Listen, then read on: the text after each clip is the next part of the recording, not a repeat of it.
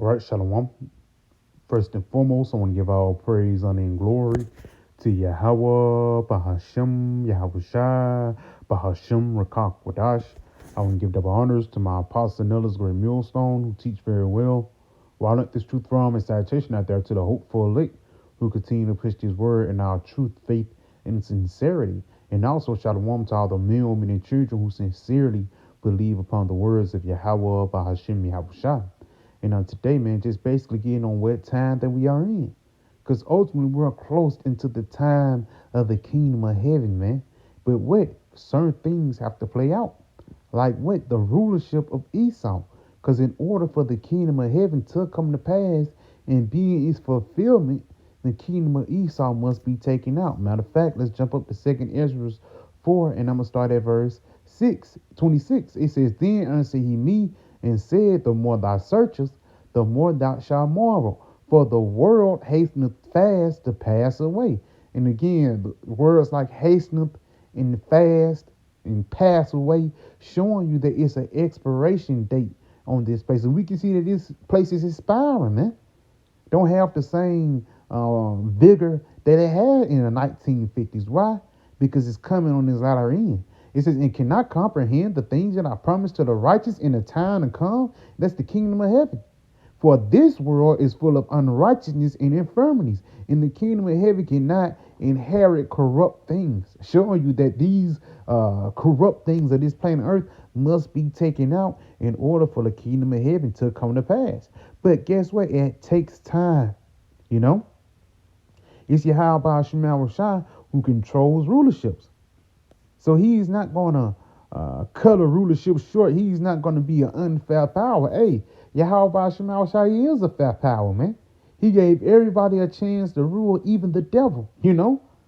Let's go ahead and read this again. And cannot comprehend the things that are promised to the righteous in the time to come. For this world is full of unrighteousness and infirmities. But as concerning the things whereof thou askest me, I will tell thee. For the evil is sown, but the destruction thereof is not yet come. And the evil is sown. This beast system, NATO, and the EU is already flowing. But guess what? The destruction can't come. Because why? Certain things must come to pass. World War III, that tiny device, that sea hip coming into people's skin, Jacob's trouble, famines, earthquakes, and pestilence in diverse places. These things are happening right before our face, but it's still some things that must come to pass in order for the kingdom to come. And that's why 2nd Ezra, the 9th chapter, tells us to measure out the time diligently, because we're measuring the destruction. Why? So salvation in the kingdom of heaven can come to pass, man. Let's read this again. It says, But as concerning the things whereof thou askest me, I will tell thee. For the evil is sown, but the destruction thereof is not yet come. If therefore that which is sown be not turned upside down, and if the place where the evil is sown pass not away, then cannot it come that is sown with good. Yes, so in order for the kingdom of heaven to come to pass, this current kingdom has to be taken out. So let's jump down to verse 37. 2nd Ezra 4 and verse 37. By measure hath he measured the times, and by number hath he numbered the times. He doth not move nor stir them until the said measure be fulfilled. And it just shows you how just Yahweh Shema Shai is.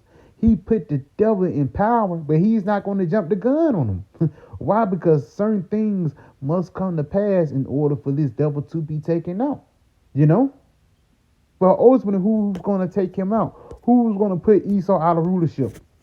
Is it going to be a couple of sand niggas with AK-47s? Is it going to be the Sakari? No. It's going to be Yahweh by Hashem Yahweh Shai that's going to take down the mountain of Esau and that's going to raise up the mountain of Israel, man. Let's get this in Psalm 75, and I'm going to start at verse Psalm 75, and I'm going to start at verse 5. Lift not up your horn on high, speak not with a stiff neck.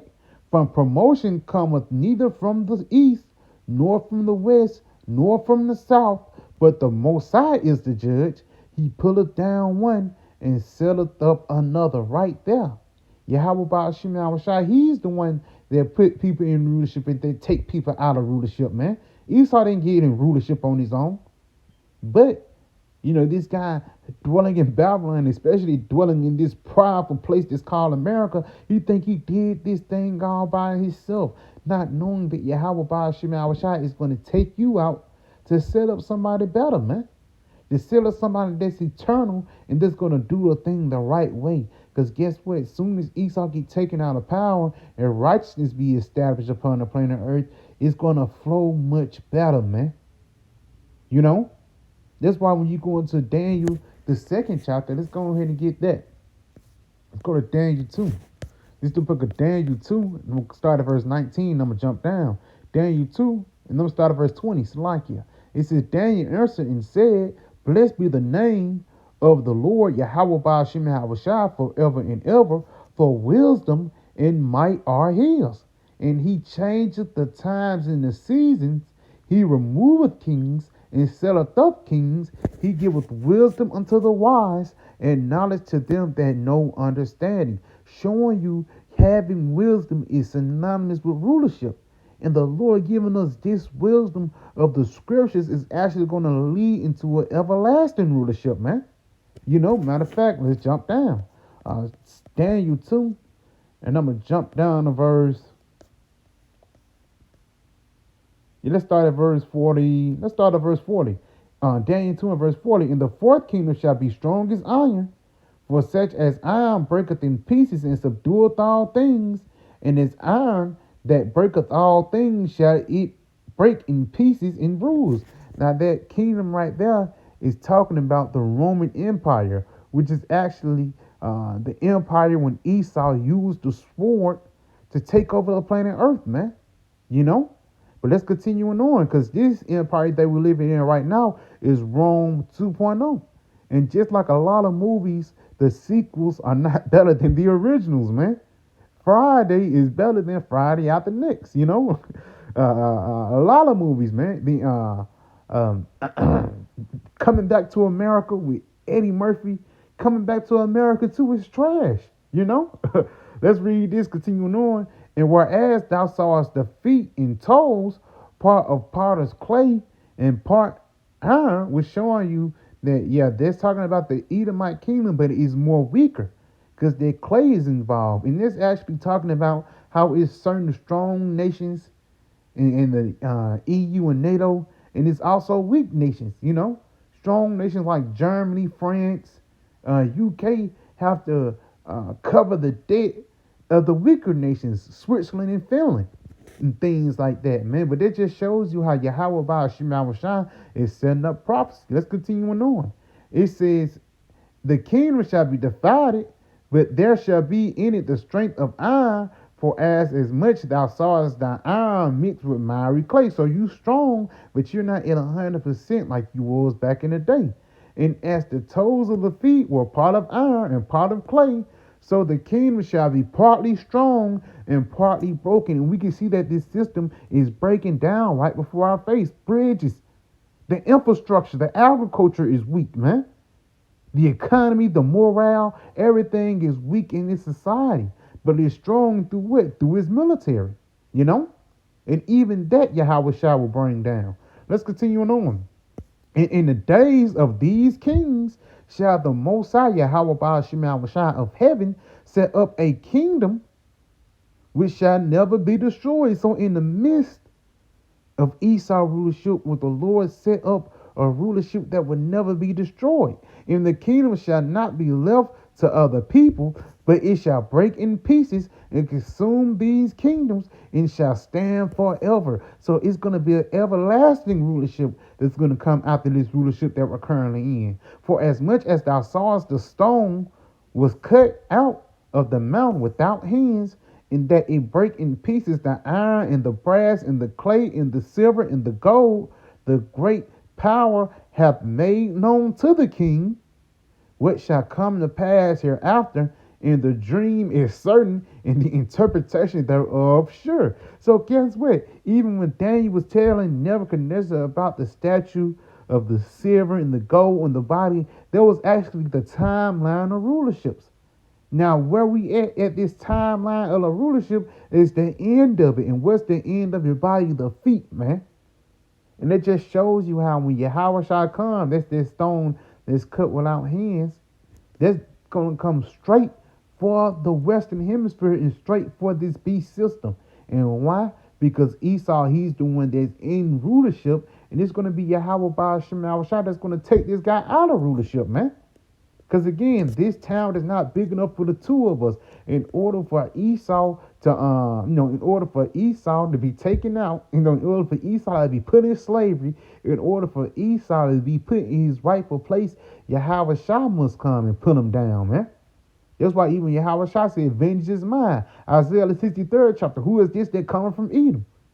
It's not talking about Sakari or any of these people who try to do these things on their own. No, it's going to be Yahweh Shah that's going to get the crown first, man. That's why he's the Lord of Lords and Kings of Kings. And he's actually the power that blessed Esau with this current system. He blessed Esau with this current rulership. So how thin is it? The same power that blessed you with this current rulership is going to be the same power that take you out. Let's get this in Revelations 19. Revelation 19, and I'm going to start out right here. This Revelation 19 and verse 12. It says, matter of fact, I'm going to start at verse 11. And I saw heaven open, and behold, a white horse, and he that sat upon him was called Faithful and True, and in righteousness doth he judge and make war. And that's talking about Yahweh Shah when he cracked those clouds with those UFOs, man. Continuing on, his eyes were as a flame of fire, and on his head were many crowns, showing you that those crowns actually represent his rulership. And why it says many crowns, they don't mean Yahweh Shah gonna have 12 crowns upon his head. No, that means he's gonna come and take the rulership from Esau, and you're gonna know who's the one that's truly ruling. You're gonna know the one who's truly in control in that day, man. The crown of the UK, the crown of the beast system, the crown that France got, the crown that Germany got, all those things are going to get wiped away when Yahweh Shah come. Why? Because he's the Lord of Lords and Kings of Kings. And again, once a king get into power, one thing they do, they clean house. They take out all the statues. They do away with all your history that you made up, all the fashion trends that you did, the meats, the food, the delicacies that you brought up, lobster, all those things is going to be taken away in order for a kingdom and a rulership of righteousness to be established, man. You know? So yeah, I pray this video was edifying. I want to say, call Halayim La, Yahweh, Bahashim, Yahweh Shah, Bahashim, Rakakwadash. I want to give double honors to my apostle, Great Millstone, and Shalom.